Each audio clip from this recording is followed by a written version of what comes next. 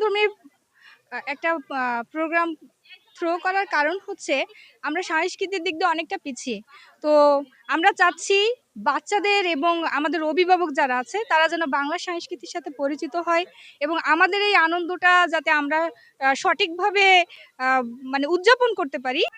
খেলাধুলার মধ্যে দিয়ে যে শিক্ষাটা গ্রহণ করতে পারছে ওইটাই কার্যকরী এবং ওইটার মধ্যে সে আনন্দ পাচ্ছে, যে কারণে তার আহ, শিক্ষার প্রতি তার যে ভিড় মানে ভয়, সেই ভয়টা কেটে যায়। তার মাধ্যমে একটা বাচ্চারে নার্সিং করে স্কুল পর্যন্ত পৌঁছে দেওয়া, এইটাই আমাদের উদ্দেশ্য। হাতি করে পাশে আমি শাড়ি পরেছি আর নাচ করেছি।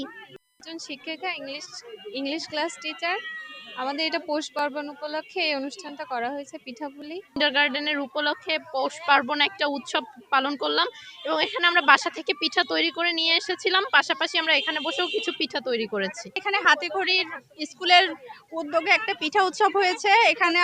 এখানেও পিঠাও তৈরি করেছি, আবার কিছু পিঠা বাসা থেকে তৈরি করে এনেছি আমরা সবাই। দুধ চিতই, পাটিসাপটা, জামাই পিঠা, তারপরে খোলাজা পিঠা ছিল, আপনার আরেকটা কি ছিল, পাকন পিঠা ছিল।